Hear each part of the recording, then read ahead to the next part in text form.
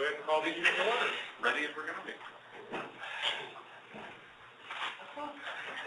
Roll call. Okay. Mark Benuti. Present. Paul Wilson. Present. Scott Tillman. Present. Pete Weaver. Here.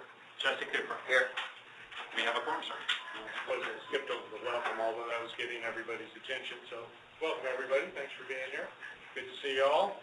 Go on. The next item on the agenda is the approval of the meeting minutes from January 11th. I assume you all had a chance to take a look at them. Is there a motion to approve the minutes? So moved. Second? I'll second. Okay, any discussion, corrections, additions, deletions? Hearing none, all in favor of approving the minutes as submitted, say aye. Aye. Opposed? Okay, motion carries. Next item on the agenda is the update on the National Public Safety Broadband Network. Just something little here to talk about. Yes. Well, you may not have heard of this. All right. Focus on this presentation is mostly on the legislation that was passed February 22nd. HR 3630 allocates the D block spectrum to public safety, which was a major accomplishment. It forms the First Responder Network Authority, or the national commission that's responsible for the build-out and maintenance of the national public safety broadband network. It's also responsible for working with local jurisdictions to define the boundaries, roles, and responsibilities and needs of the local jurisdictions in terms of the RAN build-up. That's kind of a critical, it's actually in the legislation that they have to work with the local, state and local authorities to work through issues like where's your high crime areas, what's your topology, what towers do you already have in place that we might utilize, and so on and so forth. Authorizes the auction of reclaimed radio and TV frequency to actually pay for this effort. And then a little, as they say, pound of flesh in terms of a give back of the T-band frequencies. That impacts about 11 to 13 cities, LA, Chicago, some major metropolitan areas, but as far as I know, has no impact on Arizona. If anybody has anything to the contrary, let me know. Like I said, signed the 22nd. This is the timeline. The SIEC is forming an interoperability board. That board is responsible for coming up with the network plan in 180 days by August 22nd. FirstNet itself is going to be formed, needs to be formed by August 22nd, and thereafter is going to be developing the individual RFPs for the states in terms of what each state is going to need in terms of the RAN build-out for the individual state. If you go through the whole legislation, it definitely becomes state-centric. In other words, it's going to be a national backbone, national central network with all the interconnectivity, but it'll be dealing with the states, and then the states are responsible for getting that down to the individual jurisdictions. And then an RFP will be delivered to each state. Once the state receives it, they have 90 days to opt in or opt out. This opt-in or opt-out, if they opt in, then the national network builds out the RAN necessary that's been agreed to. If they opt out, then the state has 180 days to develop an RFP for the state to build out the RAN necessary. And then once they provide that RFP back to the FCC, not FirstNet, okay, FCC will accept or reject the RFP, and everything's got a date applied to it up until the RFP needs to be delivered to each state. We have no idea exactly when that's going to happen. All right, funding elements. like I said, they're going to pay for this through the auctioning off of other frequency segments. First off is $135 million for state and local implementation planning. No timeline yet, but more than likely they'll begin it in the third or fourth quarter of this year, the grant process. And then, you know, I can't see any grants delivered or given until the following year, 2013. We just did a rough guess in terms of, you know, if you have 50 states and 135 million, and so about 2 million for Arizona to do the planning. It's an 80-20 match, so we need to come up with 400,000. And they specify that these grants must be coordinated through a state or governmental body, state certified or governmental body. And there's 115 million. I'm going to interject for a second. So, we've been talking to lots of folks. Michael's been on the road and on the phone and on every conference call there is about this subject. Nobody yet knows whether this is going to be a single grant to the state for a state plan similar to a SIEC, or whether this is going to be some sort of, you know, horrific divided up among type of scenario with a small amount of money available. We have our own feelings about whether or not that would make any kind of sense to try to dice it, slice it among individual jurisdictions and then try to roll it up into some sort of a statewide plan. I think that would be really, really hard to do, especially on the kind of timelines that they're talking about. But we'll do whatever they do. I've talked to Gil at Homeland Security. If it's a divide and dice and slice, they'll certainly, you know, be the logical person to take it on. If instead, if it's a single award for a statewide plan, like a SCIP, then seemingly it could be us, it could be EPS, it could be somebody at the state level who would be willing to do that, or it could be Homeland Security in partnership with us. We're not sure yet how this is going to play out. But certainly, one of our key focuses here, besides just looking at the legislation, is sort of what our role is going to be. We're up briefing the governor's office this afternoon on this whole initiative, and we're going together, Homeland Security, us, EPS, and also we've been talking with our 911 group and our broadband group. We're impacted by this as well, and trying to look at a, you know, cohesive way to move this forward with the governor's blessings, and she will be the one who's going to ultimately make the decision of opt-in or opt-out for our state. So we're trying to position SIEC and PSCC as advisory in this capacity with the normal structures that we're all used to, Homeland Security and DPS and all the other players working together. You know, since we have a very good track record of doing that over the last few years. Lisa, aside from the local, understanding this grant program, but the overall direction and kind of oversight of this, I presume that's what the decision this afternoon is going to be as to which entity is going to take that on. PSIC, AZPSIC, DPS, yeah, whoever, ADOA in general. Right. That's to be decided today. Well, I mean, whether they will make a decision today or not, or whether the decision's already been made, you know, they've asked us to brief on it. We've told them who needed to be in the room. We are on the same page together going up to brief, but you never know what happens once you go up to brief. And also, whether they're prepared and want to make a decision at this point. I think because Aaron works very closely with the governor's office on a lot of big money initiatives, and because DPS, Homeland Security, and us all think that it belongs within PSIC, I think it's reasonably logical that AZPSIC, whatever, will be responsible for the planning stage.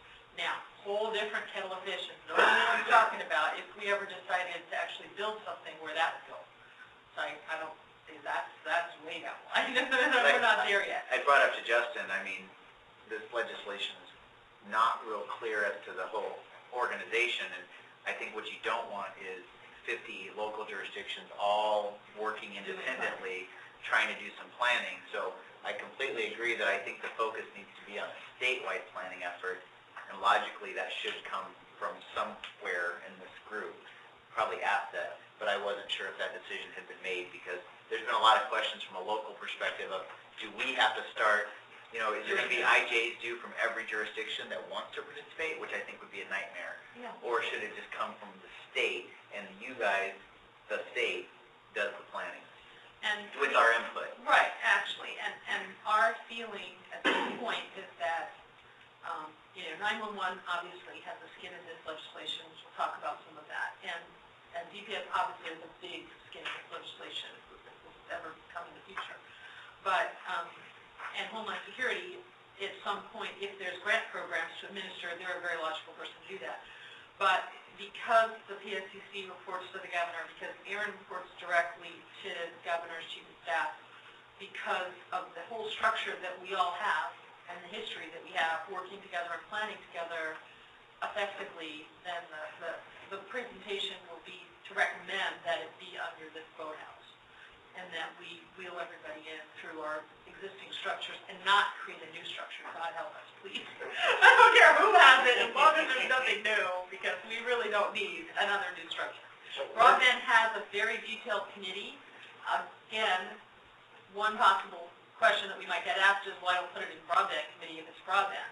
Our argument is that it's public safety broadband. It's a different animal. That we will work with broadband folks, and we want to work with them to see what they're doing and their plans and everything else, but that it needs to be driven out of public safety is the argument. So, where do we stand in the last poll in Arizona? Not so hot.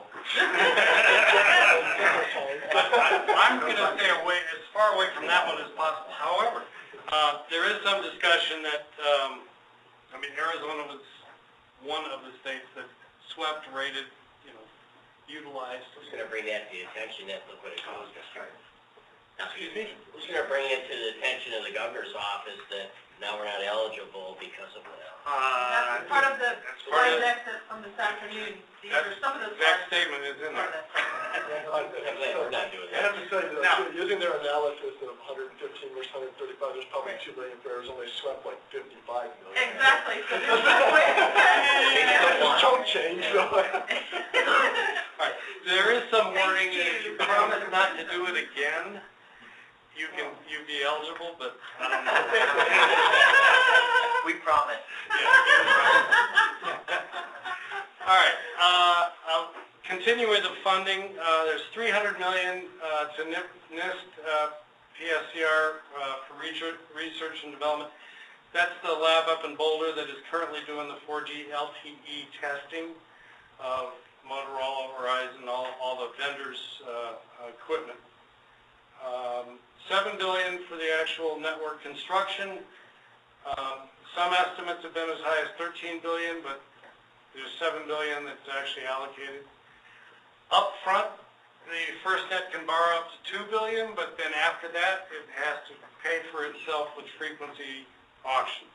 Michael, just a question, you may not have the answer, but the math's obviously not adding up. Has there been any discussion as to, are they going to just go up to the $7 billion, and then at that point it's just going to be a half-built network? Or That's exactly no, I mean, my question. we've all had experience with these before. Is if they think it's going to cost 13, it's going to cost 20, Well, and we're going to get a third of the way through it, and we're going to say we're out of money, and we're going to have an inferior network that nobody can use, Or that only certain. or 4 cities across the country exactly. get the benefit of. okay.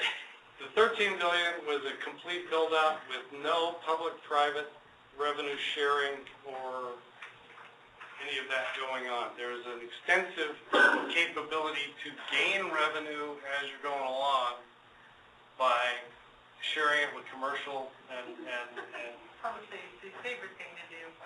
So now again, that we're talking into the billions, what part of that will we not be eligible for because of the rated network?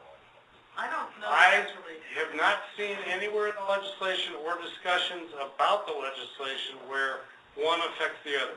In other words, I think the 911 fund issue is solely related to the 911 funds.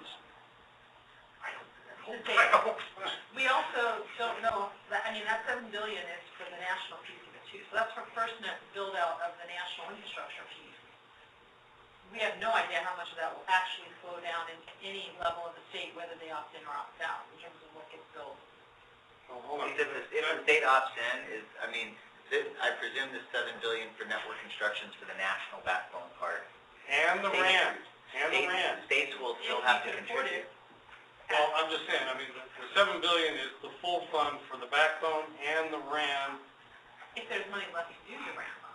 I'm just saying, Right. I'm just saying what it's for. I'm just thinking that states are gonna have to come up with, obviously, funding for certain pieces, components within the state, and I just don't know where most of these states get this money to do that. We don't either. I mean, we don't have Well, it. and you'll see, Michael has some great, we did the legislation for, we debated and discussed this several times in terms of how to order it, to start with architecture or to start with just review the legislation. So we'll get to some of the architecture Okay, options. let's jump into the architecture and then we Did can you talk want to about go back just once and say, obviously, there's a big motivation here for deficit reduction. So the issue becomes, as you said, are we going to have a half-built, third-built network and a great picture on our deficit reduction, or at some point is it going to get rejigged, or is some of this idea about the fees and how we can generate fees in public-private partnerships going to generate more money? This is, you know, this is several years in discussion. This is just the start. Okay, so the architecture, I did it at a real high level and put all the little acronyms in these little boxes to the right, so you can ignore those boxes. These are nerds, they never ignore the Oh, little okay. acronyms, right? So, We love those acronyms. broke it down into 4 components. The backbone basically being the what you call the fiber, or the IP, IPX, with the connections for, you know, call, SMS, MMS, media servers. So, you know, to get connected to the great great outdoors internet. The core has really about 12 to 15 components. It's the control and interface to the backbone, authentication of users, and scheduling and policy in terms of priority and who gets on what and who can get access to what applications. In some respects, you want to have control of the core, but in others, people that have managed network operating centers, you actually really don't want that responsibility, or that you want to, you know, offload it to somebody else and then put up an SLA. So,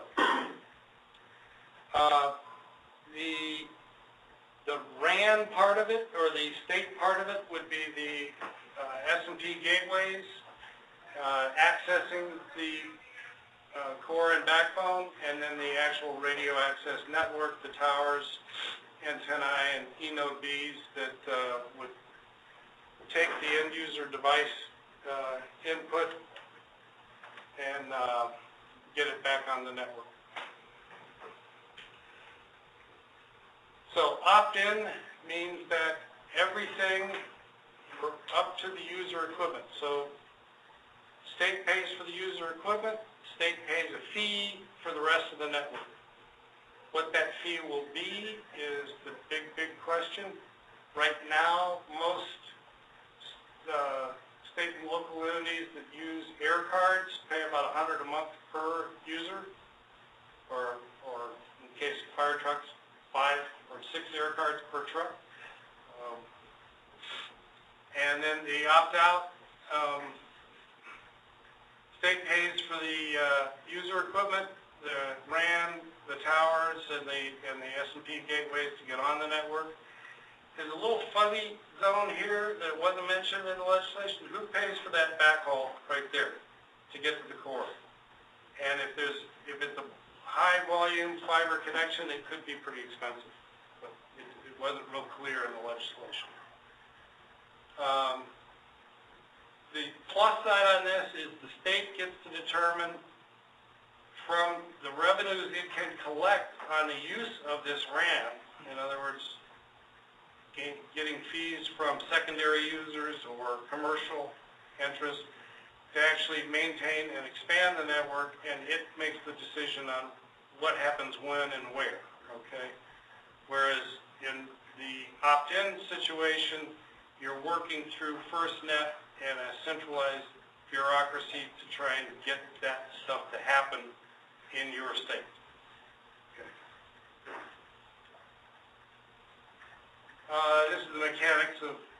opting in and opting out. If they decide to build their own network, governor must notify FirstNet, FCC, and NTIA, develop their own RFP within 180 days, and then that state plan must be in compliance with the minimum technical requirements of the nationwide network. So, yet to be determined, and then interoperable with the nationwide network. And this is the section on what fees can be charged for this network. One caveat is that the fees collected cannot exceed the amount necessary to cover the cost of maintaining or expanding the network. In other words, it has to be kept within the network. Whether it's FirstNet that's collecting the fees or the states.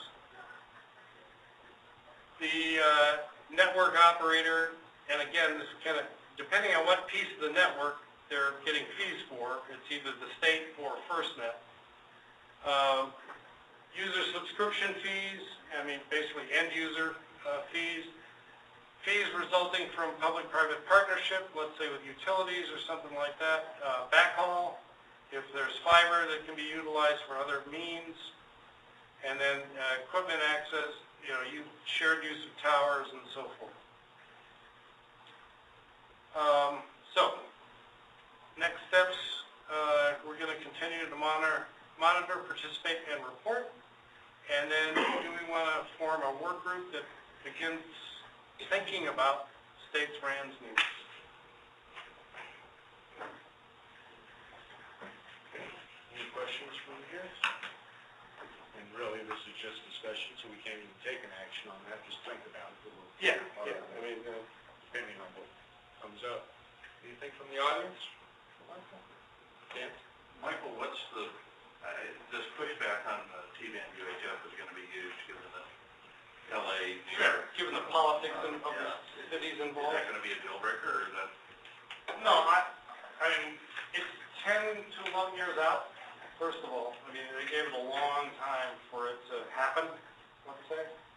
And then I'm thinking 4 to 5 years down the road, there'll be enough energy around not giving up. I mean, LA has got like 500 channels, and there's no place to get them. No other place to get them. The LA Rex and everything else is Yeah. like this. I mean, I just think it'll be one of those things that evolves over time and then kind of, slides like FCC things slide. But to your question, Dan, there's also, Michael's point is very well taken, there's also the fact that they're not dependent upon the selling of that for all the money that they're trying to bring in. Yeah, so I mean, there's lots of other sections. Yeah, sure. of Well, given just a couple of comments and at least the both is that if we as PSIC or the commission or anything else had the opportunity to influence the construction of grant guidance on this thing to where these, especially planning dollars, get seeded to a single entity, I think it's important because we've been down this road with the PSIC grant, where originally it could be awarded to a single state, and within 3 weeks it was broken into the states could only have 80 or 20%, and everybody else got 80%, and we fragmented $1 billion across the country and lost that aggregate power of having, the statewide entities be able to do some planning. And in terms of a statewide, not a state system, but a statewide system, that's critical to us. So if they bust that money up again, we're going to have that same kind of fragmented planning that cost us so dearly with the original PSIC. Right. My sense, from what I can gather from the tone of the legislation and discussions amongst agencies and so forth, they're really trying to push it to the state level. I mean, to the point of saying the appropriate connection between FirstNet and the state should be through the SWICs. Yeah, and most of the talking points I've seen come out of DC in the last week have all been single point, state. Oh, sure. Coherent plan. One other quick comment, and as you look to put a group together, I think that's great. This conversation is kind of taken up all the air in the room. Everything's about broadband, these days. And one of the things I think that would be important for especially the PSIC office to deal with is to make sure we've got outreach to all of these organizations that are within the state can't tell you the number of city managers on on the East Coast I've talked to that we're going to stop their implementation of their existing P25 systems because broadband's coming. It's like, oh my God, I mean, we're 10 years out for that conversation. But to make sure that we have an intelligent dialogue with all the users in the state that don't see this as something that's 3 or 4 years down the road to replace their existing system. I mean, how do you say, well, we're going to stop PC Win because broadband's coming? No, so I mean, that may be something important. Yet another road. Well, this happened. I had 2 cities in New Jersey. I was in this conversation with city managers, and so maybe just have an outreach conversation with the users, going, don't stop what you're doing, because that convergence of mission critical voices. You think LTE is 4G now? 4G is? We're going to be 40G before that, if that actually comes on the ground. So. Okay. Great input. Yeah, I think that is really good input. I think it's important. So maybe a position statement on what this means to the local jurisdictions in the state. It's not a replacement for LMR. I think once the group's identified, if it is going to be PSIC our asset that does manage this, I think that would be a good time to say, here's your single POC on this. Right. Here's what it is and what it isn't going to be, and be realistic with it. I mean, when I see those initial numbers, I know $7 billion is going to get chewed up. Like most federal programs, we're going to end up with scaffolding that's our network that we're going to have to rely on. So I think be realistic with most of these jurisdictions, because I think if you don't live this, you can be sold into this is the end-all solution for communication, right. And it's not there yet. Right. But I think once we identify asset or whoever has this, I think that's a good point to start those conversations from a user perspective. What do you need, and how is it going to? Because I think the state's going to have to make a decision on opt-in or opt-out, what works best for us. Right. And that's got a fast burn on that we have to make. Well, yeah, and in my mind, it's a question of doing an evaluation of what the state thinks it needs, and then finding out what FirstNet's going to offer, and then being able to have an intelligent discussion about that thing. Are you crazy? I don't know if y'all remember back when Nextel came out with a push to talk, how many jurisdictions mailed radios, and they thought that was going to be their communication device. Right. Only you haven't fallen on some face pretty rapid.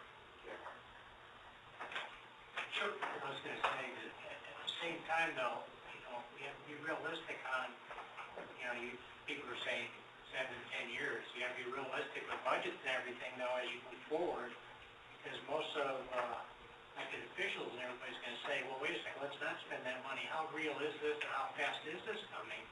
Because when you're going to spend $20 million on a P25 system, they're definitely going to look at, the overlay with something like this coming down the road. So it's important for us to really, at least elected officials, know how real is this, and what is the state's, overall commitment to this. Because, it does blend into the budgets and everything. Right. And there is a local impact on this as well, that, if we do transition our, what we're paying commercial providers to this network, I don't want to be disparaging or anything, but I don't know if the government's necessarily cheaper than commercial carriers. So if I'm going to end up paying $100 a month for an air card where I'm paying $25 a month today, it's got to be economically viable for a local jurisdiction to do that. And I get very nervous seeing some of this, because I think it's going to be a super expensive network that public safety is going to get roped into using, where, again, commercial might still be cheaper. It may not be better, but it's in these budget times, we can't afford $150 cost recovery for a national network that you can get for $30. Well, depending on the capabilities, you may end up having to do both. Right. And this is not going to be a ubiquitous network like a lot of commercial stuff really is. Yeah, and the one thing I'm really hoping that doesn't come out of DC is to do something similar to the DOJ side with inlets, talking about inlets earlier, is where if, obviously it's not too much on the fire side, but on the LE side, they say something like, okay, moving forward now, you can only access inlet data if this. Now that's another potential ugly stick that may happen. There's a huge paradigm shift coming in this thing, and that's the private-public partnership. That frankly, this thing, I don't believe will go anywhere. opted to say, okay, we're going to own our chunk of this.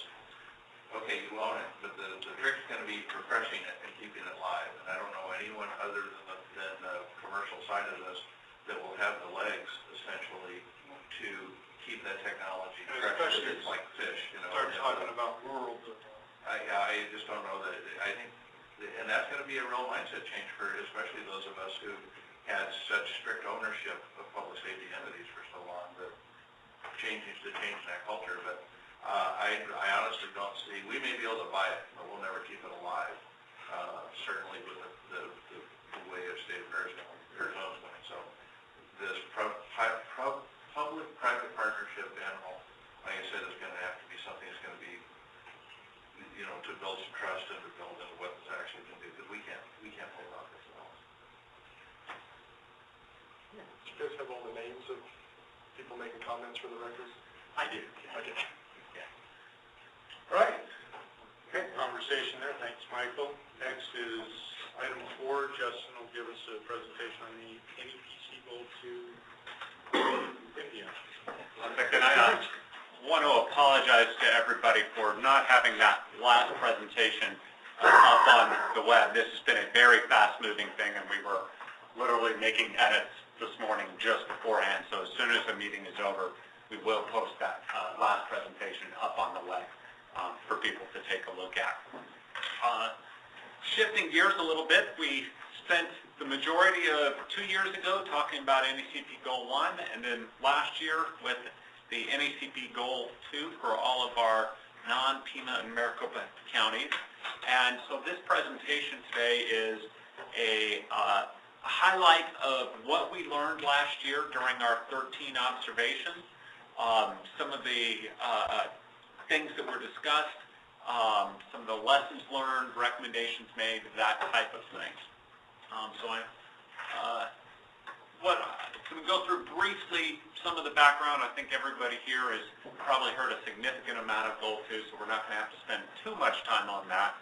But I do want to talk about kind of how these assessments were measured and conducted. A document that we presented to the PSCC last month and it's since distributed to all county emergency managers, our compendium of findings and recommendations. We actually could make that title longer. In fact, we have. But and I'll also go through some high-level summary of what we found. As we had said all along throughout this process, each individual county's AAR is specific to that county and those jurisdictions. So we're not doing scores and that type of thing. Instead, we're doing a high-level kind of comparison, aggregate data across the board. So just by way of background, of course, the National Emergency Communications Plan is what kicked off all of this, and the key component in the NECP was it looked at a broad area of ways to improve public safety response. Everything from planning, governance, operating procedures, trainings, etc. And on top of that, it does what we like to do in government, establishing benchmarks, performance metrics, goals, that type of thing. And so the key concern for our agency was those benchmarks for establishing and demonstrating response level emergency communications. And those translated out into the 3 goals, as I mentioned, and we all know. Goal 1 was our urban areas, Phoenix and Tucson. Goal 2 was, by last year, 75% of the non-UWASI jurisdictions had to demonstrate response level emergency communications within 1 hour of a routine event involving multiple jurisdictions. Next year, we'll be looking at Goal 3. This one is a little bit different. The key thing there is at the end, it's 3 hours within a significant event. And those significant events are, as outlined in national planning scenarios. Not going to get into Goal 3 too much today, but that's not something that, from everything we're hearing, that's going to be pushed down onto the states to have to deal with. That is actually something that the Office of Emergency Communications and others are going to have to figure out how to measure. You'd like a harder, but on Goal 3, That can be revised. National Emergency Communications Plan, like any, well, decent document, I'll leave it at that, is it's a living document, and they're looking at revising it. The next revision, their old goal 3 will change a little bit. You have a feel for one? How? No, I do not. It's actually very timely because the 2013 statewide exercise is a major power outage, which would create some interesting situations for communications. And for those who may not know, this is Tom Wallace with the Office of Emergency Communications. He's our regional representative. We don't get him much. We often have him out in Hawaii and Guam, but we've got him today. Yeah, meeting with them in Hawaii. They don't take us with them out to Hawaii, unfortunately. But the key in all of this, though, is the definition of what response level communications means. And that is the capacity of individuals with primary operational leadership and the responsibility to manage resources and make timely decisions during an incident. It is not simply the, hey, did the radio work? Was it on? Could I hear stuff? It was everything that goes into having the primary operational leadership, be able to make decisions to manage an incident. Is the event organized in such a way to allow effective communication? Obviously things like 10 codes and plain language we've talked a lot about.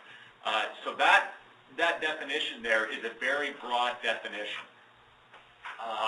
And I'll get into kind of how the Office of Emergency Communications fleshed that out more fully and how we then took and ran with it with Goal 2.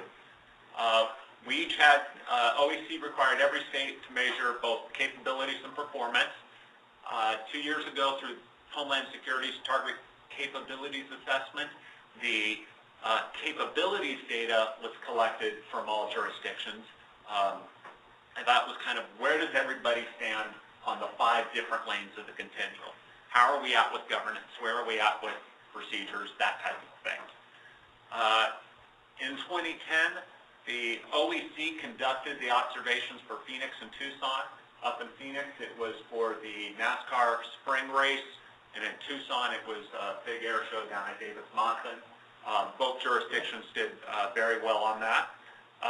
And then, obviously, last year it was the opportunity for all non-UASI jurisdictions to demonstrate against the goal. So our office worked with the county emergency managers in all 13 counties, and in some cases a specific event point of contact was also designated to set up the assessments for an event, some type of routine planned event that would be able to demonstrate that response level communications. These are supposed to be large kind of public events with multiple public safety agencies involved, and then be managed, of course, in compliance with NIMS, ICS. Kind of a big one in all of this. That, for each county, was somewhat different. A large event in Greenlee County is much different than a large event in Mojave County, for example. But we worked with all 13 counties, identified events, and then put together some observation teams. Those events, throughout all 13 events, there were over 116 different state, local, and NGO organizations that participated in the events themselves. 12 different tribes were involved, and 6 different federal agencies had involvement in one event or another throughout the process. So we definitely had the multiple jurisdiction agency component satisfied. So with those events, our office assembled observation teams, very much like the Office of Emergency Communications did with Goal 1. We brought in experts both locally from state agencies and from out of state. Each observation team tended to, not all of them, but most of them tended to have at least one person from a federal agency observing, one person from a state agency, and one person from a jurisdiction of similar size. These observation teams, depending on the event, were between 5 and 8 people. They came out and took a look, and all 32 of those people, we are very grateful for volunteering their time to do those observations. Nationally, all the data had to be submitted last fall, Arizona was one of only 22 states that actually completed and responded with all of our deadline by the data, or by the deadline in October. This graphic's a little bit out of date as of the end of January, but you can see there are actually still some counties that have not yet, or as of the end of January, had not submitted both capabilities and performance data. But Arizona was one of those to get it all done on time. So from those observations, there were, after each event, the observation teams in the PSIC office produced an after-action report and an improvement plan for each county, where the observations were documented and a series of recommendations were made across all the different elements that were observed. And that was done for each county. It was a rather significant process. Each report, roughly 50 to 60 pages. From each of those after-action reports, we have gone through and compiled all the high-level recommendations. Now, the recommendations are slightly different from county to county, even when they're talking about the same thing because of the differences in observation teams, etc. But what we have done is created the Arizona Compendium of Findings and Recommendations from NECP Goal 2 observations. This is posted on our website on the NECP page. I didn't print it out because this is 4 pages per page, and it's still rather large. So it's a rather large document, but it is all the various recommendations that were made throughout the state to help improve planning. We do recommend that jurisdictions take a look at this, particularly some of the lessons learned and best practices that were documented in here, and kind of compare this both to how your jurisdiction did versus the state overall, and as well kind of it can be used as a reference point for future planning efforts, particularly policy development, those types of things. The compendium, as well as the after-action reports, are organized by 3 primary categories that were used to evaluate Goal 2. Common policies and procedures, responder roles and responsibilities, and then communication systems, quality, and continuity.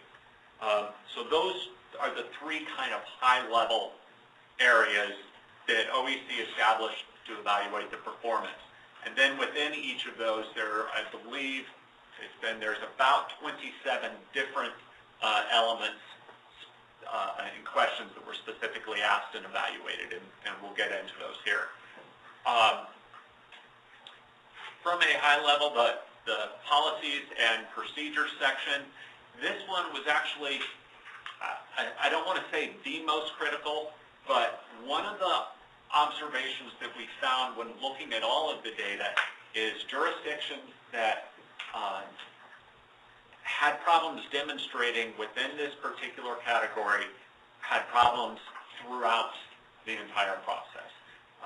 The policies and procedures section really was a very good indicator on the success of the event overall and the ability to demonstrate response level communications. So the first one on interagency communications, policies and procedures were common or consistent amongst all responding agencies. And again, all of these different elements are the exact same elements that were used for measuring Goal 1. For Arizona, we had all of the agencies had at least some level of policies and procedures that were consistent. Unfortunately, 5 of our counties, and sorry if I say agencies, I'm really referring to the event overall, the assessment.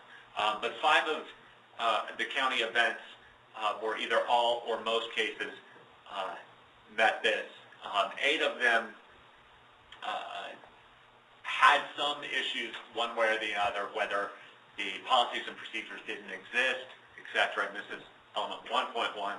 And so that kind of breakdown, the 8 to 5, you're kind of going to see this several times throughout the presentation here. The second section, were they written? Again, having the policies and procedures that are there is a recognition that custom and tradition can become a policy and procedure, but the necessity to have these things written is rather important. And the failure to have documented policies and procedures was again, a leading indicator overall. The next element, were those policies and procedures followed throughout the event?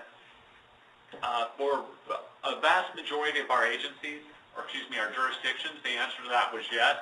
5 all of the time, 5 some of the time, and 3 that were most of the time. So again, we had a fairly good consistency throughout the state on following the established policies and procedures. We would have liked to have seen that some of the time be a little bit smaller, but for the most part it was there. The second question, though, was, did the established policies and procedures exist between responding agencies for request, activation, accountability, deactivation, etc., for communications equipment? To rephrase that, did the county have a TICP or similar document that showed how assets should be used, how to get them, how to deploy them? This was actually a 2-part question. First, did they exist? And only in 3 cases did those exist. In 9 cases, nothing existed. For those 4 agencies, the 3 that were all and the 1 that was in some cases, were they followed? If a jurisdiction had a TICP or similar document, it was followed. And again, you can see how this kind of breakdown goes throughout. It became very difficult without those types of things in place overall to handle the different other elements that are within this observation. So element 3, the policies and procedures were consistent with NIMS after taking a look at the getting copies of the policies and procedures both beforehand and then doing interviews at dispatch centers and with other people throughout the event. The teams evaluated it to make sure that it was consistent with NIMS. This one was somewhat mixed. Overall, there was NIMS consistency. But again, 3 counties did not have policies or procedures consistent with NIMS. Was a priority order established for the use of different communication resources? Whether it was in an SOP, like if they were using AIR's SOP, thanks to this body, has a priority order established. But if they were using other channels, we had to look at the SOPs to know about it. And again, if you didn't have the documented policies and procedures, it was not possible to have a priority order established in those policies and procedures. And so you'll see we're back to this 5-8 kind of split. But for those 4 counties, I should say, really the 5 counties that did have documented policies and procedures, there was a priority order, and for the most part it was followed either all or most of the time. Element 5, the talk path, primary talk path for interagency communications was clearly established and communicated to all responders early in the event. Arizona did fantastic on this. All across the board, it was established, well, for 11 counties, it was established by procedures, typically through an incident action plan. In 2 instances, it was established ad hoc early in the event. But so all 13 jurisdictions did well on element 5 here. Plain language, there are several that relate to plain language here. This is one that, for the most part, we did fairly good. I think we had presentations. Graham County, if I'm remembering right, was one that jumped straight to plain language to this and was very successful in it. So this was what was observed. Only in 1 case was plain language not used throughout the event. In some counties, there were minor lapses here and there. This slide is actually, even though it says no, this slide is good. It's basically saying, was there a problem using plain language? Did anything, both from a primary leadership level or a responder level, was there a problem due to lack of common terminology? So didn't have problems when plain language was used. Clear unit identification procedures. Again, it kind of gets down to the, you're probably going to hear retired me saying, again, it gets back down to documented policies and procedures, but you'll see that kind of 8-5 roughly split in this case. 7 jurisdictions used clear unit ID procedures throughout the event amongst their primary operational leadership. In some cases, it was not used at all or only some at a time. This question is a follow-up to that on, was it reused from the response level personnel during the event? Common channel names. A lot of this was, consistency with, are the radios programmed the same as the ICS 205 across different agencies? Are they all referring to AIRS-5 as AIRS-5? Or do we have the old IAIRS kind of nomenclature from years ago? But for the most part, the jurisdictions in Arizona did really good on the interagency communications channels. All had consistent naming conventions and common naming conventions. A secondary question to that was the use of the NIFOG related channels. Were those channels that were programmed in the radios or in the IAP or ICS 205, were they the same as what's in the NIFOG? So that, a responder coming in from out of state, he's got his NIFOG channels on, is everybody going to be on the same page? But again, for the most part, it was there, but there were 4 jurisdictions that did not have NIFOG channels at all. And again, this body helped to address that over the last year with the development of the Arizona Interoperable Channels Plan. So that's the section on policy standards and procedures.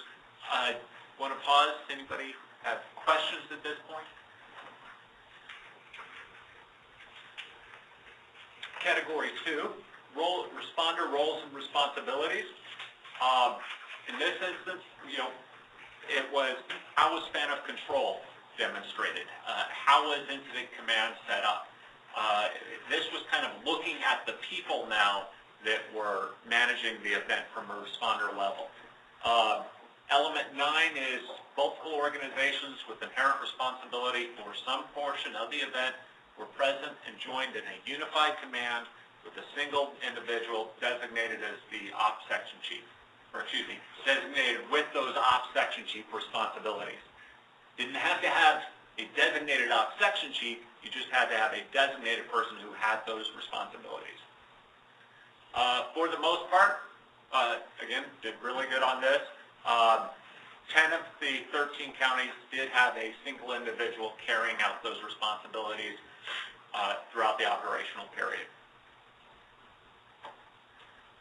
Span of control, there are a few questions related to that. First, at that operational section chief level, did they manage more than 7 subordinates at any time? And I actually have the colors reversed on this slide. The no is the good answer on this. In 7 instances, they did not manage more than 7 people. In other words, 7 of our counties effectively had span of control, maintained span of control. The downside to all this is that in 6 different events, there were problems with span of control.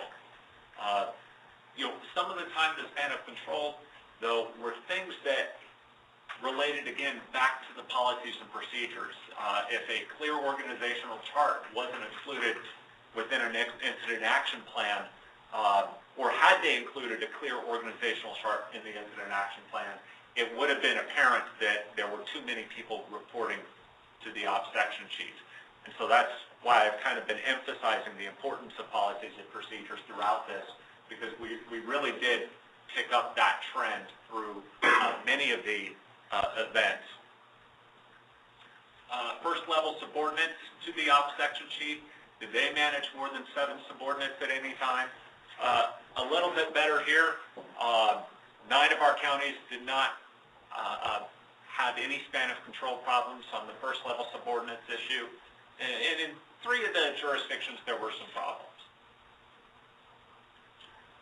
Now moving into the communications unit leader, where they carried out either by the incident commander, a COML, or, their designee, and then did the COML perform their function? Were communications resources effectively ordered using those policies and procedures? Was a communications plan established and followed? In 10 of the 13 jurisdictions, a COML was specifically filled during the event. So a little bit better. Some of our counties were right on that border. You'll see we've got these 10-3s and we've got the 8-5s. But having the COML was actually a rather important part overall in the process, because there are, I believe, 7 questions related to the COML. So were those roles and responsibilities carried out by the individual? First was it designated, then were the roles and responsibilities carried out. Here it was a little bit more mixed. Obviously, if there was no COML designated, then there was no one carrying out those roles and responsibilities. But so looking at the 10, for the most part, 6 were always done by the COML. In some cases, or there were responsibilities that were not carried out by the COML. Were communication resources effectively ordered? For the most part, again, did really good on this question.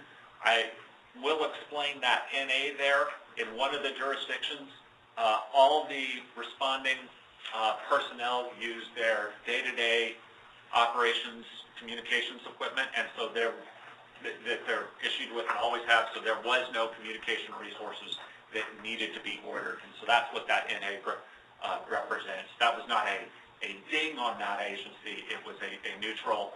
This question did not apply to that specific jurisdiction. Were they ordered using documented procedures? Only in 3 cases were the communication resources ordered using the correct procedures.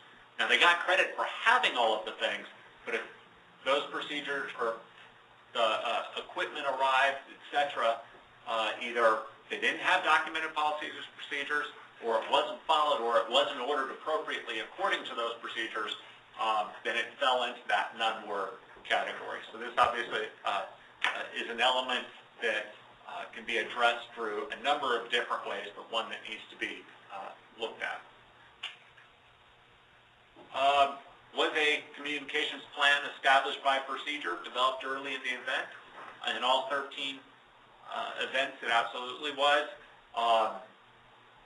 Did the plan actually meet the needs of primary operational leadership? Getting back to that response level communications definition, in 7 of the 13 counties, the communications plan met the needs. Now moving on to the 3rd and final category, communication systems, quality and continuity. And now we're getting much more into the discussion about how the technology functioned during the event. Were there failures and disruptions, and how did it respond?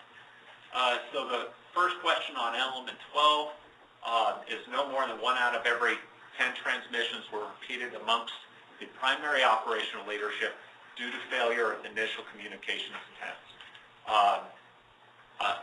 For the most part, there were no, or 9 of our jurisdictions did not have problems with communication. And I should clarify here that this 1 out of every 10, that there was not an observer sitting, listening to all channels all day, keeping score. This was kind of the higher level understanding of, were there problems or not with those initial communication attempts? Were there lots of schematic issues, clipping issues, those types of things? Yes, lots of the repeatings that were observed throughout the event. If there was a failure of overload of any communications modes, was a backup provided? The first way this question or element was looked at was a resource available? Was it in the incident action plan or a TIC-T, et cetera? Was the event properly planned for, that if there was some type of a system, there would be backup resources available? 9 of our jurisdictions had that kind of proper planning, let's say, ahead of time. In 4 cases, there were no backup resources available. Did the primary mode fail during the event at any time? 10 jurisdictions had no problem. But three jurisdictions, there was a failure. However, in all 3 cases, a backup was effectively provided, which, again, having a failure of your communications mode wasn't a problem. The real trick was, was it effectively provided? And so the view of this is, in all 13 of our counties, this really is a pass. Element 14, primary operational leadership communicated adequately to manage resources and make timely decisions during the event or incident. This is kind of the catch-all overall of, and getting back to the definition of response level communications. Could the leadership make the decisions and manage the event, and did he have the ability to do that through all facets of communication? 5 of our counties all of the time, 5 some of the time, or excuse me, 5 most of the time. 3 counties, they were able to do it some of the time. You probably have been able to see a kind of a trend throughout here now. So that's at a high level. Those were the 14 different elements, 27 when you count all the sub-elements and sub-questions there that each of the counties were measured on. For the most part, Arizona did fairly well. We have areas for improvement, particularly in the areas of policies and procedures and how that followed through. We've made significant progress over the last year. We think one of the best successes was the use of plain language throughout the event. And certainly due to this body's work, the Arizona Interoperable Channels Plan is out there. We've done a tremendous amount of work and will continue to through the Arizona Communications Unit Training Program. So we are making significant progress on this. Moving forward, we encourage jurisdictions, and you can, and I should say, again, back to the compendium, while those summary level data there is not in the compendium, you can go back, look at the compendium, and be able to see, all right, what were the recommendations that were being made across each of those different elements and how they fit. With the caveat that in some cases, the recommendation may appear in a different location in a specific after-action report as opposed to in the compendium, but all the recommendations should be in here. But jurisdictions can use their after-action reports and the compendium for planning within their county, particularly for upcoming planned events and responding to incidents. We would also encourage folks to compare their results with the responding statewide on each individual observational element, and to kind of think about those factors when moving forward and determining the county's plan for how to address the gaps and findings. From our office's standpoint, we have already started to use the findings from Goal 2, both from a policy and planning section. Of course, we've been talking throughout about how we are using our resources and support services to try and address some of these gaps, both from a TIC-P development standpoint. We are much further along right now in having TIC-Ps in Arizona than we were at the beginning of last year. The Communications Unit Training Program, we're going to be developing template policies and SOPs to distribute out to stakeholders so that we can help primarily address that gap right up at the top about documented written policies and procedures. The development of federal grant applications for the non-Hiwassee County emergency managers all received a template grant application, albeit rather late in the planning this cycle due to the grant rollout process, for helping to close NECP Goal 2 gaps. We also submitted for every county that doesn't currently have a TIC fee or a plan in place for getting a TIC fee, we gave them a template grant application for getting a TIC fee. And over this course of the next year, we'll continue to work with counties to assist them in their efforts to close the gaps. We also have 2 grants this year, one for the North RAC and one for the South RAC, for specifically addressing Goal 2 gaps within those 2 RACs. Those are due to the tight structures on funding this year. Those were significantly reduced, but we think in the North RAC we'll be able to make significant headway on TIC fees and strategic planning, and then the Southern RAC, there's some money there as well to help out. Request for technical assistance, all of our TAs now, and moving forward, both from a state homeland security and a federal perspective, the goals, the NECP Goal 2 outcomes, they view as this is what should be driving the planning and all of our efforts to improve interoperable response level communication. So all of our technical assistance this year, when we submitted those requests back in December, they had to align with our Goal 2 reportings. And the technical assistance that we were awarded was really based on the data that we provided. Justin, I can put a little input on that as well. Kudos to Arizona for what you guys have done with this. This is obviously a huge lift. And there's always that, well, what's my carrot for this, what's my stick for this? It's obviously a lot of work. And to be honest, we as the feds really didn't have kind of a lot of carrot there. And you guys kind of move forward as the right thing to do. We need to know, where we are state. And we're related, but we now actually have a line in the sand. Any other state this year that put in for technical assistance from the Fed, if they had not completed the Goal 2 stuff, they had to, and there's a lot of states are still behind on this, have not submitted at least a plan how they're going to get there. Because next fiscal year, if you haven't done it, you're getting absolutely no technical assistance from the Fed. Because you guys made this major lift, no issues, you guys move forward, and also potentially what may happen is, even though everyone's doing a small pot of money, we have a large number of states who may or may not need that come FY13, and that means a larger pot of money for smaller states. You may actually benefit more TAs because you made the tiers list. I like the beach list. You got a gold star. Justin, Jay Barkle, County, as being one of those counties on that list, I want to extend that kudos over to the SIEC office, and what a great job. And we wouldn't have been able to do half of what we did without their help and support, and giving the follow-up, documentation, and everything that they've done. They've been so professional. And just coming off of what Tom's saying, really appreciate you guys helping put that together and continuing to kind of push us. So that's what it is, kicking the pants that we need to move forward and keep on looking out and spending themselves. Thank you, and I really appreciate that, Jay. And Dan had made a comment earlier. I believe it was Dan. I always assume he's the one who makes those comments. But broadband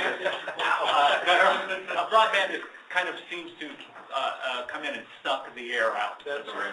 From our office's standpoint, NECP Goal 2 is not over. We may no longer refer to it as Goal 2. It's improving response level communication. But the gap closure efforts, one of the gaps that grant applications our office submitted this year, likely it won't be funded given other priorities, but was to continue this observation process moving forward, and to hopefully have some funding to be able to go back to some of these counties and reassess. And from a federal perspective, all of those same reporting tools that we had to use during this process are still available online, and we are kind of expected to continue to update and OEC as gaps get closed and as counties continue to improve.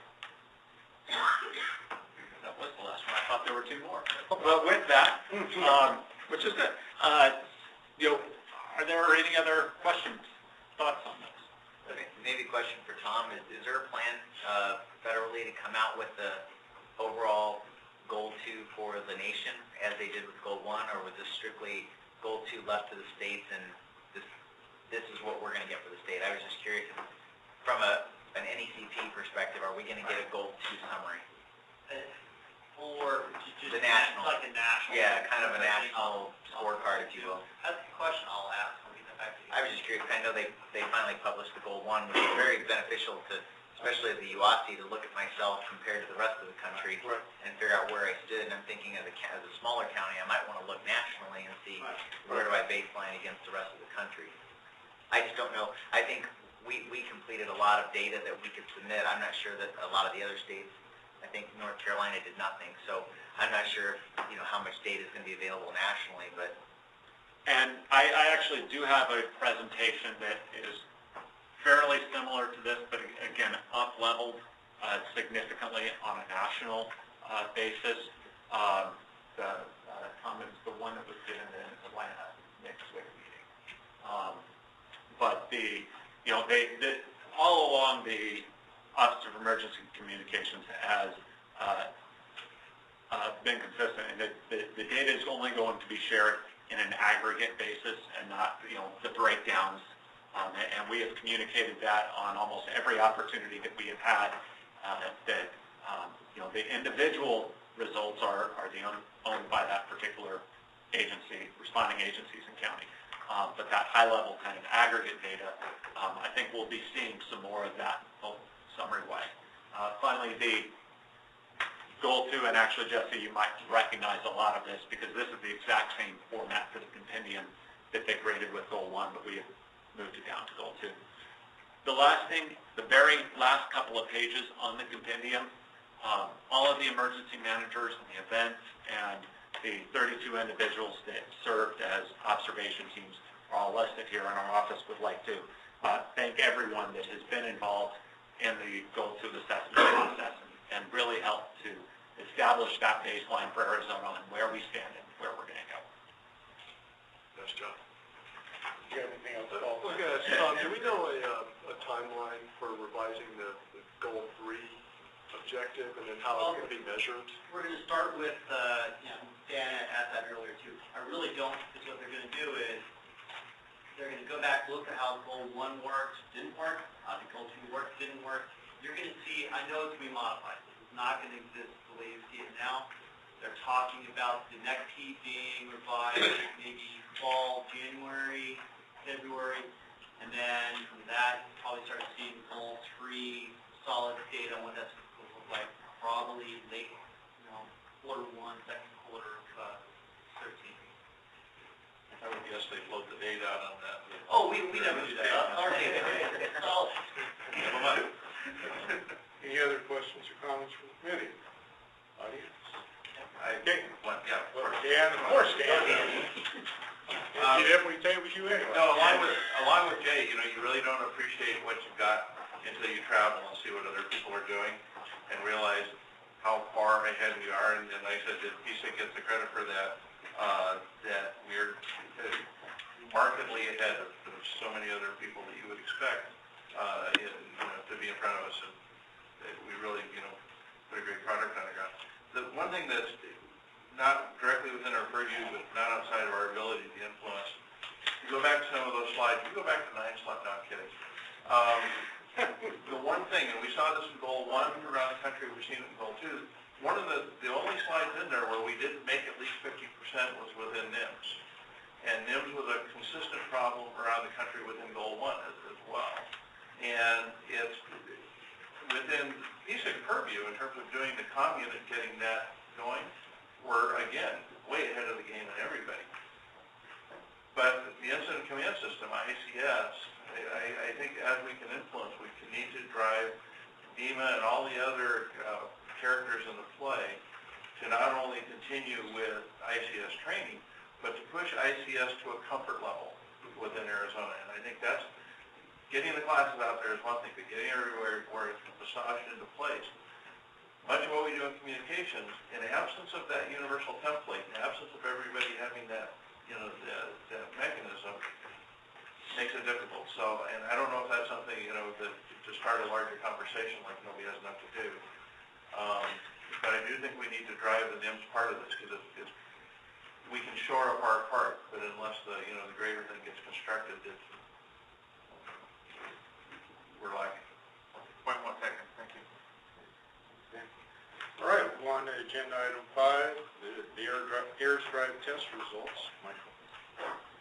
Speaking of the value of technical assistance grants, this AIRS radio frequency drive test is brought to you by the OEC through a technical assistance offering. The drive test was conducted over a period of 10 days between December 5th and 16th. Before the test, public safety agencies were made aware the test was going to happen because the test tones were going to disrupt the air system completely and totally in the region that they were testing. DPS was available to suspend the testing in case there was an emergency requiring the use of the system. Okay, so I'm not going to go into the details. This is available to you in the presentation. Basically, a test tone or trigger tone was kicked off at the top of the minute, 15 seconds, 30 seconds, 45 seconds, and then back again at the minute mark. Readings from the frequency analyzers were done on all 3 bands for 10 seconds of the 15 seconds that was kicked off by the trigger. And that's filled in the gaps there on the 10 seconds of every 15 seconds. So there was a lot of data being recorded on this. Oops. Can't go zoom in past the schematic. We have a schematic diagram. Okay, done.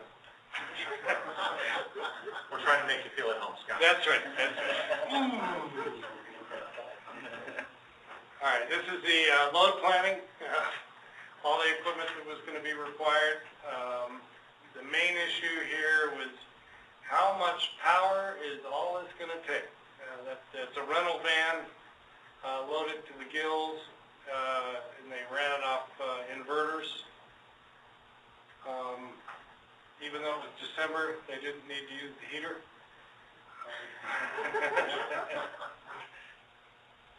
And there's the antenna arrangement.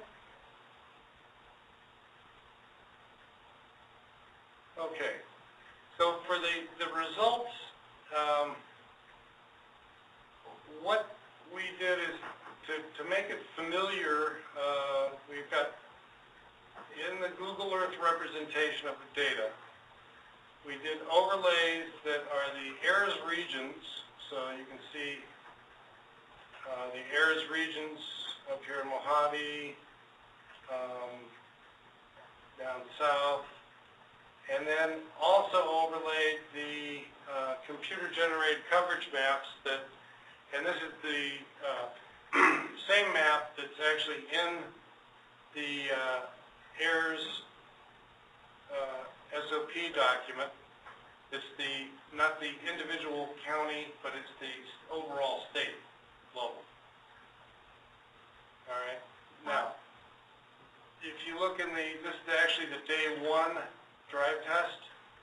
Went from Yuma all the way up to Black Metalish or Lake Havasu. To get to the detail of that, we have the green signal. It's suitable for both mobile and portable units.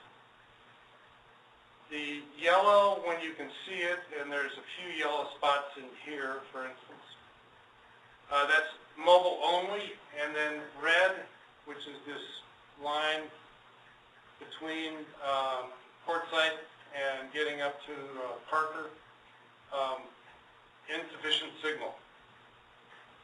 Because Cunningham Tower, although up, is not active.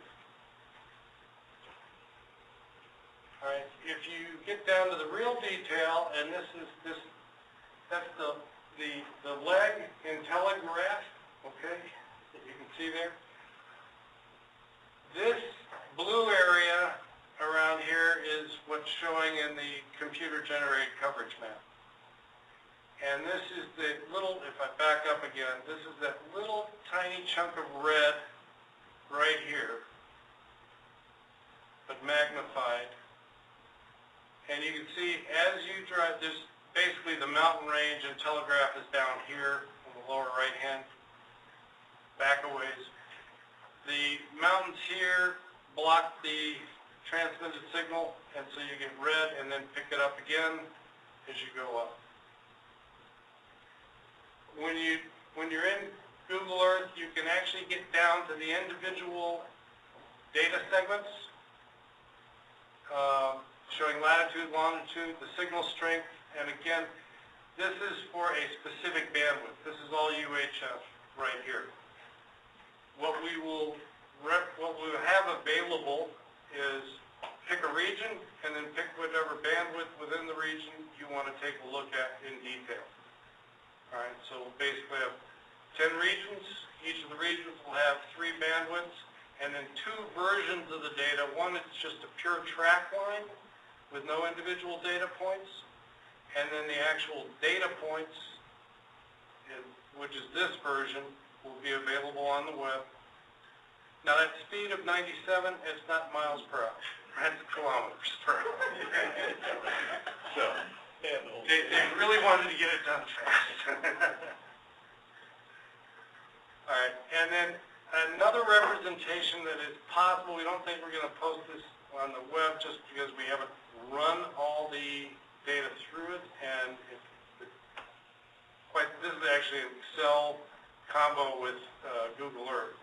But this shows all 3 bands at once, and the reception from telegraph, and then that middle zone where there is no reception, and then all the way through to black metal where it comes back up green again. But we can analyze this level of detail if need be, or if somebody really wants to get down to it. Again, actually it's a lot of data, and so you really couldn't load up one single version of Google Earth with all the regions at once, because by the time you get more than like 2 or 3 days into the testing, you've saturated most computer systems' ability to handle that much data in Google Earth. So it really is select the region, select the band, and then drill down into the detail. Basically, overall findings, the drive test data lined up with the existing coverage maps that have been supplied by DPS, so there were really no surprises in terms of areas that had coverage that we didn't expect it to, although that was the general direction. It was usually better. I think the DPS coverage maps were worst case maps, so that nobody would be surprised that they didn't have coverage when they thought they would. And then also just one of the observations during the test, the team noticed that there was an extremely low signal strength coming off Buell and VHF, reported to DPS, and they found, yes, there was actually a bad power unit on one of the transmitters. So, like I said, PSIC Ops will post the Google Earth files for all the regions and all the bands within each region, and they'll be available out there, and then primarily useful for ComEls and planning in terms of whatever, if an incident comes up, they can plan, get down to some detail, get some level of assurance they'll have errors as an available option. Okay, any questions? Any timeline on when those will be posted? I don't know. Probably within a week or 2, I think, Justin. I think a key indicator of it is going to be how things shake out related to broadband here and the amount of resources we have. And hopefully within the next 2 weeks, and we'll be sure to notify the community and interested parties when the errors pages or websites updated. I would caution not to oversaturate people with highly technical and complicated illustrations and drawings. I think the overlays work really good. But, because initially, I was going real deep into it and going, whoa, wait a minute. Minimal individual data points is not my view anyways, but I think even with the overlays, I think you need to be real clear as to what the two layers are, so that there's not a misunderstanding thinking that the predictions that, the DPS made with their analysis or what was actually verified by the drive test is actually just showing the highway corridor. Right. I mean, it was heartening to say, oh, gee, there's a gap in coverage, and lo and behold, there's a gap in coverage. And what was nice in Google Earth, you can kind of turn around and look up at the transmitter and see that you can either see it or can't. So, yeah, that's pretty cool. But I like the idea that it's a validation of what we already kind of knew, it looks like. Right. I think I would kind of keep it at that level. No, that's a good point. That's a good point. Scott? There are a couple of places where I think we observed hardware issues and the errors network. A couple of different drive tests in Pinal County where the results were not consistent between the two different days. One case they said, oh yeah, we've got good coverage here, and the next day said there's no coverage there, so there's obviously something broke someplace. Some of those things as agencies test the networks, and if they discover we got problems we need to go look at, then they need to notify the DPS Network Operations Center, and of course the SOP will put that on the go look at list to try and make sure that the system is operating as intended. That's a good point. We'll probably re-emphasize that. Right, and it's like this bad transmitter on Mule Mountain that we didn't find until we had a need to use it. Discovered, oh yeah, we got something broke. Now we go out and fix it. So we did. Is the air system completely built out, or did this come up with spots that needed to be filled in or additional equipment needed, or is this just a verification of what we have now?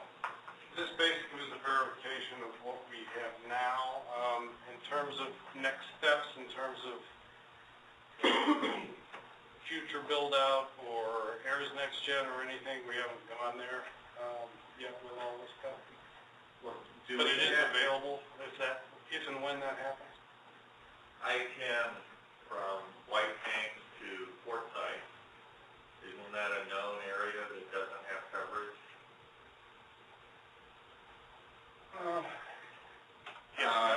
White Tank South to about county line, milepost 70 does a pretty decent job. As you get past that, it gets kind of anemic.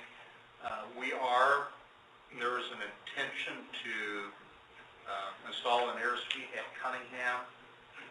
However, there aren't enough cubic feet in the current building to do that. There's an intent to expand that facility there to a new tower and a new building, funding and time allowing. One of the things we did not show on this map, for instance, was the coverage we've added up at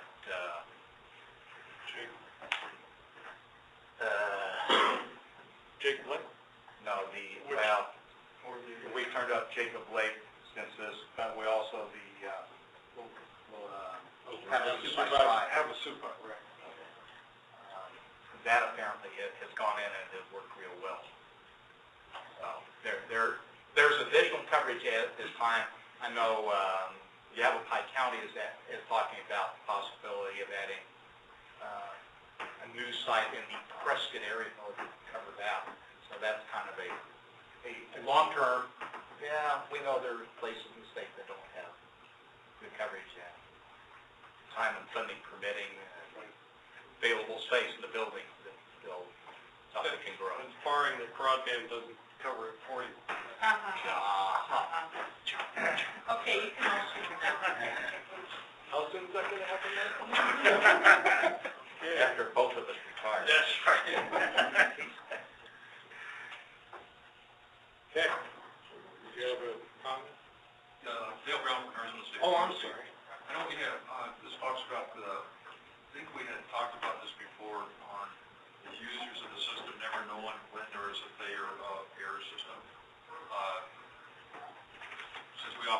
day-by-day basis, in call-them-out and call-key strategies, trying to plan events or trying to utilize the air system on some of our incidents. It would be kind of a handy tool to be able to take a quick look out there before you start relying totally on airs and know, oh, okay, GPS is aware of an issue on White Tanks or Navajo Mountain, that the 800 component is transmitting not working. Would there be a tool that we can use as users to know what the knock is working on or what's broken, so that or that's in the pipeline to get repaired, so we don't assume that uses the air system that it's missing all the time? Simplest question would be send an email to the NOC and say, is there a problem with this site? Rather than, I don't know that, and I've had a similar question come out of Mojave County in terms of how do we notify that at the county level that there's an issue in our county that's being worked on and has been resolved. And it's something we talked about doing, but it's not something we've ever had any time to implement. I know the emergency manager up there is maybe looking at putting in an email group within the county. So if there's something comes up, he sends a notice into DPS, we got it broke, we send it back, saying, okay, we're working on it. Hopefully we send him a final notice says, we've been there, we fixed it. Then he can forward that on to his own user group. I mean, it's obviously doable, it's just a matter of trying to find the time and figuring out who needs to be on that list. Scott, does the NOC by any chance use any kind of a help desk application? Yeah, they do, and that's one of the things that would allow us to do that, but we've just never had the time to sit down and implement the programming to do. And I'm just wondering if there's ways to report system outages and let's report those to the internet basically somehow that people could look at it. If the mechanism would allow it to generate emails, but I don't think there's anything that generates information for a website, for instance. I mean, If we look at current status of helicopters across the state, what's up, what's down? yeah. It'd be nice to do, but it's just a matter of time. Yeah, spare time. I've sent out things to Cook County when I've reported for there, but yeah, it's not. That's only if I know about it. Okay, going on to the next agenda item 6. Let's see, Jesse, you're going to give us an update on HIMS communications. Yeah, I'll just give you guys a quick overview of what we accomplished. We had an application review meeting, go through the results and kind of where we're headed. So the work group met on February 28th to take a look at some communications unit leader applications that were submitted. 4 of them were received and distributed prior to the meeting. We used our same criteria. We evaluated them on number, depth, and complexity of the incident. As required, there was a minimum of 3 work groups that participated. All 5 were present for this particular meeting. 1 had to abstain during the processing of his materials, Dan. So we have 4 applicants. All were granted recognition by the work group. Al Jensen with Tempe Fire, Jerry Justice with ADEM. He also supports Tempe Fire and some of their activities that take place. Gary Rose with the 161st Air Refueling Wing, and Dan with State Forestry. Letters were sent out to their agency officials, and they were added to our all hazards list, which has been updated, and we now have 14 individuals from 4 counties. So a pretty good mix of individuals from, I mean, it is heavy Maricopa as we expected, but we do have quite a few people with statewide deployment capabilities. Jeremy's in there, Dan, our CST individuals, they have statewide capabilities as well. We're going to continue to review the submitted applications. We typically meet 2 weeks prior to any SIEC meeting to review those, and I think Susan has put a 1-week notice because we're hitting some of them kind of fast. They were showing up, and we were trying to get them in before because we obviously want to get their recognition complete. But we are looking to do that. And thanks to Susan for kind of organizing that for us, actually doing all the organization for that, because that's been quite a job. But it's nice to see we actually have 14 individuals now, and with some of the recent Commel classes that have taken place, I anticipate we're going to see some more books submitted here soon. It's like the exact same presentation we had in January, except the names were Exactly. Nice. Ooh, that's efficiency. Any questions for Jesse? No. All right, going on to agenda item 7. Susan, update on communications and training. Thank you very much, and that's really a good segue. Also, when we met back in January, we discussed the progress that we had made with training in 2011 and where we were moving forward to. So this presentation, I'm just going to give you some more details in regard to the upcoming Commel courses, the Commel Field Day, and also the CommT course. So starting with the Commel courses, right now we've actually scheduled 3 upcoming courses, and I'm trying my hardest to dub April as Communications Unit Training Month because our 3 Commel courses all start in April. We did send out announcements to our interested parties list and also to the Commel notification list. That's more than 800 people. The first course, first week in April, it's going to be in Sierra Vista, April 2nd through the 5th. These are 4-day-long courses. The next one is in Globe. That was going to be the 3rd week in April, so the 16th through the 19th. And then last but certainly not least, Coconino County up in Flagstaff. It's actually Mountain Air, just south of Flagstaff by about 8 miles. Starts the last day of April, the 30th, and goes through Thursday, May 3rd. We have included the IRMA numbers. If you know anyone who is interested, please let them know. Any students are required to register through IRMA, and they do have to send 2 course registration forms to our office. Luckily, those have been making their way to me. They're trickling into me, and any that are accidentally sent to AZPSIC or to the counties have been passed on to me as well. Can you please back up and explain how it was determined where the courses were going to be placed? All the analysis that was done. Let me grab my map.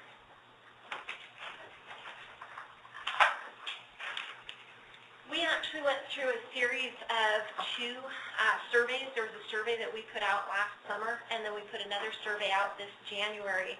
That helped us to determine where the need was, where we were getting the responses. Of course, we also looked at the results from the NECP Goal 2 observations. We put a lot into the drums, kind of mixed around to get a good idea of where we needed the training. Also, importantly, where the training would be supported. I can't say thank you enough to the counties for their support as far as the logistics goes and also putting out the information. We tried to pinpoint areas that were easy for travel that people from neighboring counties could go to, and we also did take into consideration where the training had been before. And that ultimately is what led us to the decision to place a course in Sierra Vista, to place a course in Gila County in Globe, and then also to go back up. There was a course in 2009 up in Flagstaff, but that northern region really would benefit from it, so that's how we chose it. We also took a look. Unfortunately, we couldn't give every county the training. We also tried to incorporate our knowledge of grants and other funding sources. For example, counties that have money already with ADM that perhaps they're needing to spend down. And we talked to some of the counties about their plans to spend down their ADM training funds so that we're not duplicating the effort. Any questions? They did a lot of analysis. They had a very complicated sort of grading system, the number of people that requested, and when they left that course, and a whole weighted average and everything else, and they really put a lot of thought into it. They didn't just sort of throw it out there. So we're really trying to get as much coverage as we can with as much expressed interest from the stakeholder community as possible. And also, putting on these courses, we're trying to do it as economically as possible. Luckily, with all the work that went into it last year, building up that group of Arizona instructors, we are seeing the benefits from that. So, all right. Moving on, the Commel Field Day. We've actually been telling you guys this for a while, so I'm just going to be very candid with you. Yes, we are still planning for the field day. The purpose of the field day is to provide hands-on training to both the students who've completed the Commel course, and we're also planning on inviting students who've completed the CommT courses, which I'll discuss in just a moment, because the task books are similar. There is an overlap, and the CommT course students would also benefit from these opportunities. The harsh reality, unfortunately, right now is that as much as we wanted to put the Commel Field Day on in the spring, due to some procurement timeline considerations, I think that's a good way of putting it, also weather and wildland fire season, realistically, we will not be able to schedule that for the spring. We are having to push it back. When I have more details, I will let you know. Are there any questions about that before I move on to CompT? Okay. CompT course, we did a course hold one last year. I have one question. Is there an issue with the AZPSIC on that time frame to spend that, or are we okay on time? If we have to ask for an extension out past September, we will. If we can avoid it, we will, but the problem also is the summer months and putting on a course before that September cutoff date. We'll have cranky participants if they have to do it in July and August, so. Yeah.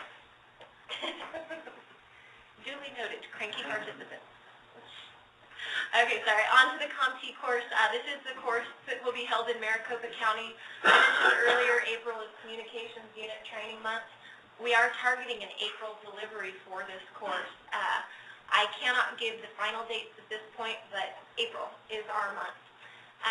The CompT course, of course, is for individuals who will be fulfilling that role. It's more technical in nature. I'm sorry, that was me hitting the wrong button. It is a 5-day curriculum. It's 1 day longer than the Commel course, so that is something that has to be considered for participants. It is a Monday through Friday course. That is a substantial amount of time and therefore commitment. And due to the technical nature, it is limited. The Commel courses are limited to 30 participants, which isn't something that we've ever had an issue with in the last year. But this does become an issue for CompT. There is a lot of interest, but there can only be, it's 10 to 15, so we're using that cutoff of 15 students. Is there a flyer out on this yet? We've actually been getting information out to people at the Commel course. We discussed it at the meetings. We're currently working on the roster because we're starting off. There is preference given to agencies and individuals that support Maricopa County. This was through Central Region SIEC funding, so the commitment to the Central RAC was that we would obviously give preference to Central Region participants first and then open it up outside of the Central Region area. So we've contacted probably about 20 different individuals throughout the Central Region and some of our state partners, DPS, Dale contacted you guys about some of that. So we're trying to get that roster finalized so we can open it up if we need to get additional students in. All right. Any other questions? Anything else from anyone? Thank you, this has come a long way. Do we need a governor's proclamation about April being Yeah. Oh, there you go. Very nice. We'll have them ask. We'll About get that at the broadband, end just of the throw that meeting. in. Thank you. 2012 Centennial Field. Yay. Item 9, call the public. Oh, no, we got another one. Whoops, I'm sorry, I went ahead. I You said can do Mark. it fast, so you can see the back of it. Not that I didn't want to hear about multiple projects.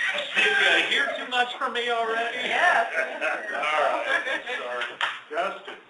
Well, if you want to hear less from me, I would certainly appreciate your help on the very first item under the multiple project updates handout, and that is, as many of you know, Mike Todd left our office this past December, and Andy has moved back to Michigan, although he is still supporting us on a number of projects when he has the ability to.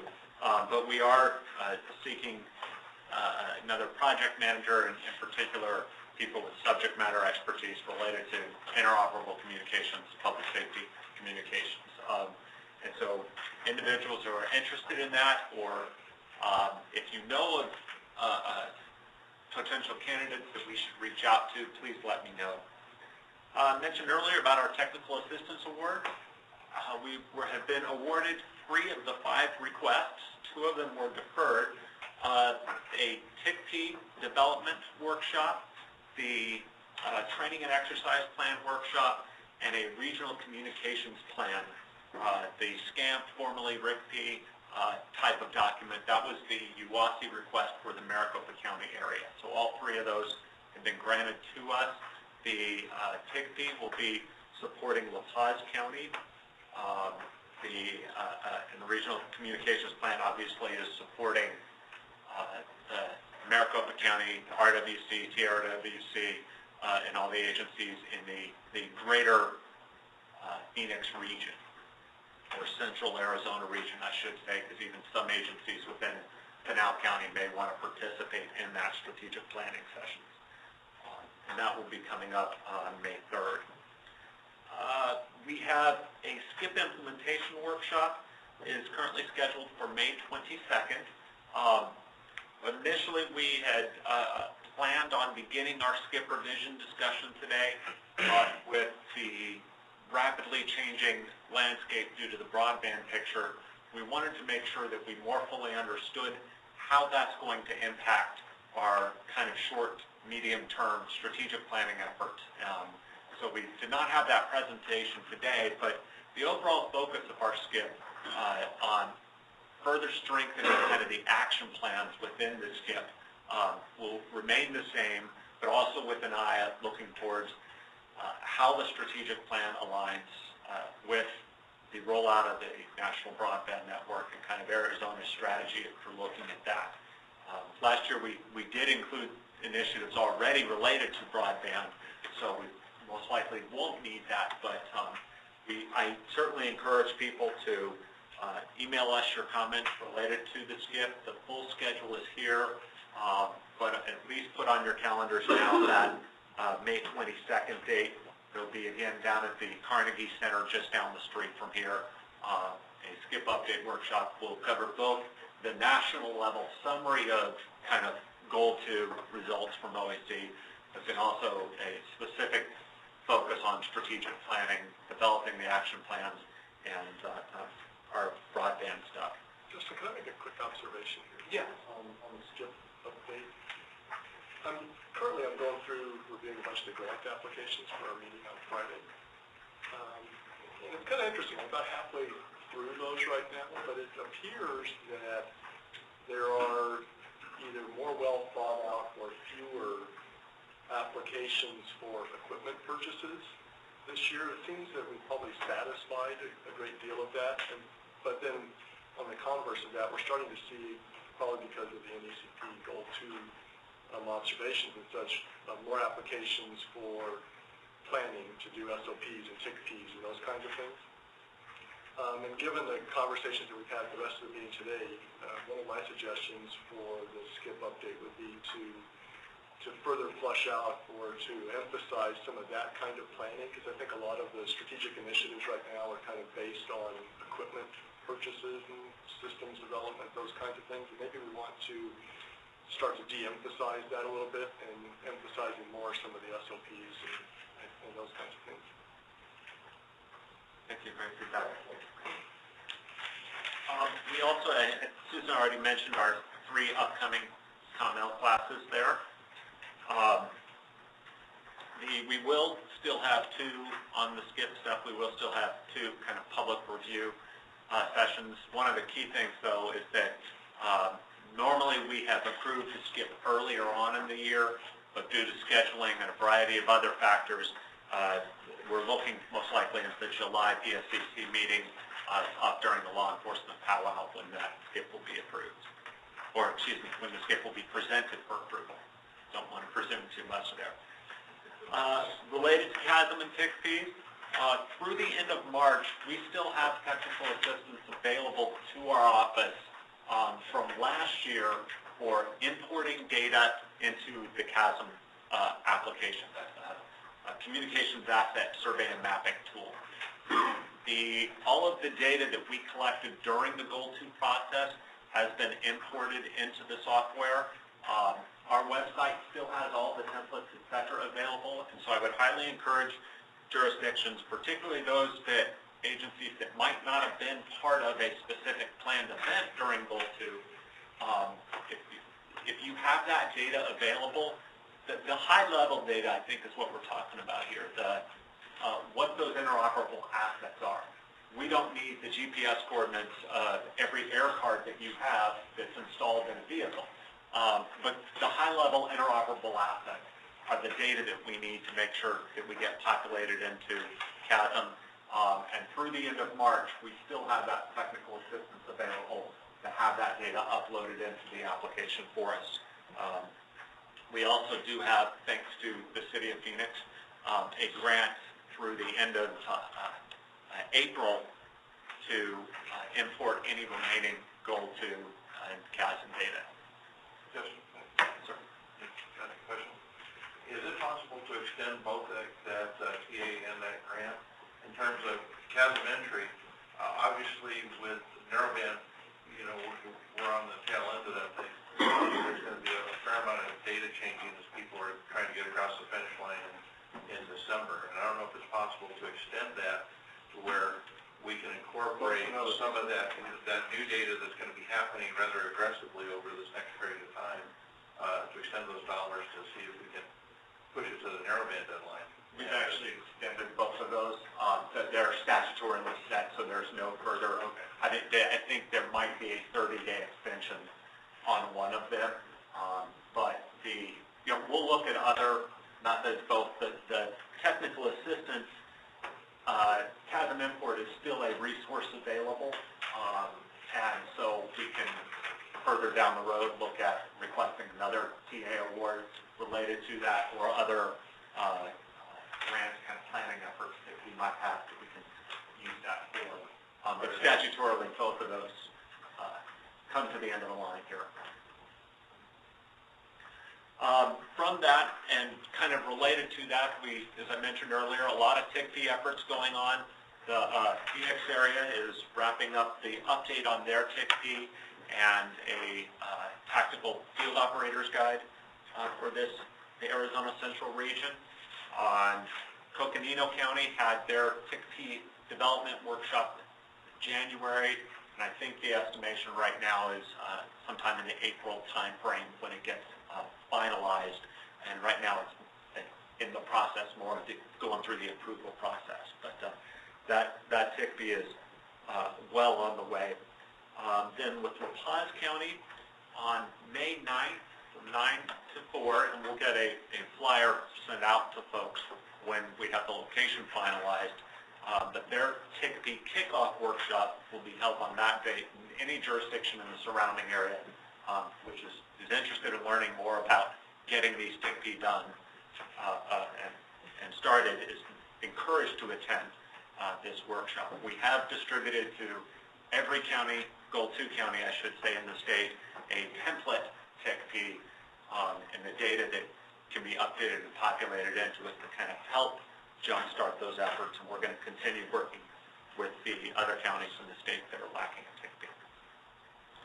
Michael covered a lot of the broadband efforts. There are a few items on here that were not part of the presentation, but as usual, Michael has been a significant force in staying involved nationally and monitoring what's been going on. There's been a tremendous amount of work on the federal level moving broadband forward. The Regional Communications Systems Connection project is in progress. The pilot test, the IGA is kind of, we're getting all the final approvals of that completed. It was mentioned earlier related to AIRS that both Long Mesa and Jacob Lake suites have now been installed and are operating and up and running. And also on our RICO project, we haven't updated this group on that recently. 5 of the 6 planned towers, this was the $2.2 million project that we began with YRCS and DPS last year. 5 of the 6 sites have been completed and are installed and activated and everything's functioning on them. The 6th site is a site that tends to have problems with road access. And so that's a weather access issue on that. But we are still looking at the end of June having that project completed.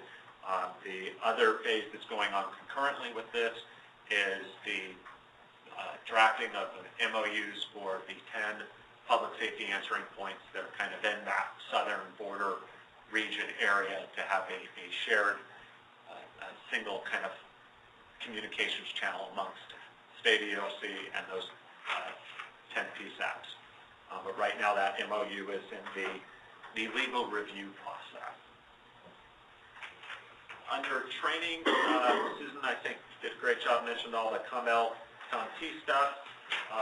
We will be able to notify you of those dates shortly on when that's going to occur. We are still in the procurement phase, though, on that. Unfortunately, until that procurement phase has been completed, we can't release any information on that. And then flipping out to the back page there, we talked about the different folks that have now got their COMEL recognition. There are a number of items. In particular, I want to call out the attachment to the updates. There's a report here. Both Michael and Susan attended the International Wireless Communications Expo towards the end of February. And if you were not able to attend, I encourage you to look through the document for some notes and their comments and thoughts related to that expo. With that, and one other, I believe I mentioned this date. If I didn't, the Maricopa Regional Strategic Communications Plan will be on May 3rd. I apologize for those of you that are part of the Phoenix UOSI subcommittee as well. Unfortunately, with scheduling of technical assistance resources, etc., there needed to be some overlap there between those. We've got a number of different items coming up here, and with that, are there any questions? Sorry to cut you off, Joseph. All right, I think we're clear to go to item 10 then. Call the public. Anybody have anything for us? And I guess we can't adjourn because it's not on the agenda. Because this was 9, 10 would be adjourned. Jeez. Do I not have that? All right. So we do have, even though it's not an action item on the agenda, we're going to violate open meeting laws and take action. Do we have a motion to adjourn? Do we have a second? Are you motion to be seconded? I did. All in favor? Aye. Thank you, everybody, for coming. Thanks for all your support. Precisely at noon. I saw it roll over too. Thank you all.